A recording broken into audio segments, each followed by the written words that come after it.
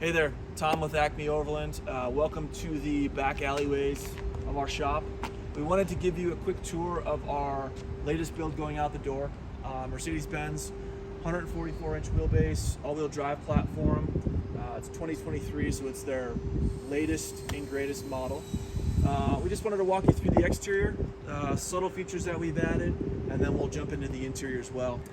To start, the hood wrap, side skirts, we've added our branding, our logos into that hood wrap. A little bit of detail there that just kind of pops. Is still subtle, but does add a layer of protection. Roof rack has forward light bar, blasting floodlights as far as the eye can see. Also has floodlights on the rear. The rack also incorporates solar panels as well as air conditioner and roof vent. And then also has a Dometic 9500 awning that we use as well. As we move around, real subtle updates to the outside, really. Talked about the hood wrap. We've got floodlights front, driver's side, passenger side. We've added our side steps. Also exterior, we've added capsules. These are for advanced speed. Something we hadn't used before, but really do like the aesthetic of these capsules. We've added Van Compass suspension to the build. All products in the rear, so 2 large expedition boxes plus ladder with 1-up carriers. And then that just brings us right back to the slider door side. So we'll go in and we'll take a quick tour.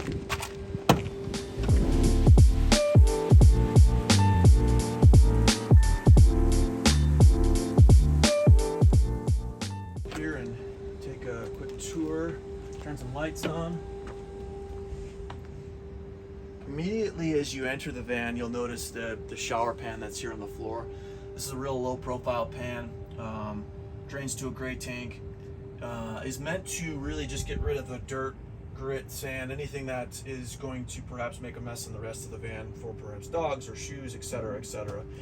This does have a shower curtain, which we'll deploy here in a minute, but generally it's just a nice little place for dirt and stuff to land before you, in fact, get in the rest of the van. It's also kind of important to note this van was built specifically for 2 people. It does have a tertiary kind of jump seat, but really is made for 2 people to travel comfortably. And then the jump seat is just in case another person wants to come with. So you'll see seating for 2, kind of a little dining area. Dining area converts to a kind of a lounge area. Could be a bed if need be, kind of a smaller bed. So across from the seating area is the kitchenette, which is kind of a small but very useful space. So we have a flip up area because the kitchenette is smaller, because we're making the bed a little bit further forward to accommodate for the flares across. And important is the garage space, which we'll get to. We've really had to be real creative with kind of space. So we have kind of a smaller flip up. We'll put this back down here. Forward, we have a large isotherm fridge with another drawer on top. We have shower head here that will show with the shower curtain. We ended up creating a custom sink specifically due to just the kind of odd shape of what was left over. So it's kind of a nice stair step sink. So coffee mugs and that sort of thing can fit here very nicely, and then deeper stuff can be washed lower. The water configuration is down here below us. It's just a simple water jug setup. So there's 2 jugs, a gray tank and a freshwater tank. So those are easy to move out of the way. And then just another cute little drawer here for just miscellaneous things.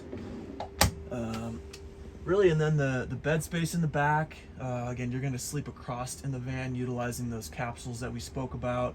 Bed lamps in the rear, more soft storage back there. We've upgraded audio as well in the vehicle, and yeah, it is a simple build as far as power is concerned, as far as water is concerned, but is still simpler builds can be the most complex because of detail, because of finish, and you kind of see that with the call it lime green ceiling, bringing that lime green yellows into the mattress, and then into things like the laminate as well in the rest of the vehicle. So lots of little details in this van that really make it very, very fun. So.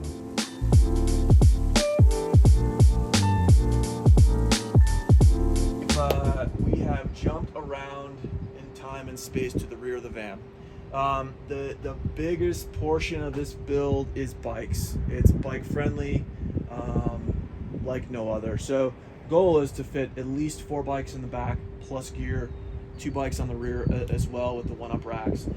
We utilize Rocky mounts for our mounts, and then we have a plate that kind of configures things a couple of different ways, just depending on what kind of bike, whether it be mountain bike or road bike or gravel bike, etc., etc. So, fitting a lot of bikes back here. We should turn some lights on.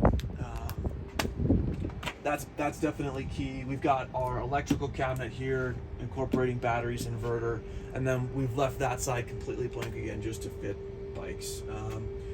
One of the other cool things is the clients requested we use these holders for the Patagonia black hole bags, which is really cool because you can take those bags out and fill them and then put them in, and they're kind of a very modular system, so really when you don't need them, they don't have to be there, but you can see what they do for space and how it's used, plus they're soft bags, which is really nice. So we have currently we just have 1 bag, but there's 2 holders on the bottom or underneath the bed, and then there's 2 holders up under where their feet would be when they sleep in the bed. So I really think those are pretty clever as far as utilizing a bag that a lot of people have, and just for real modular use of space. So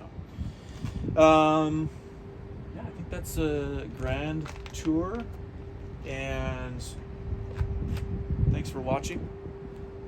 Check us out online, acmeoverland.com, Instagram, acme_overland, and then other places on the webs as well.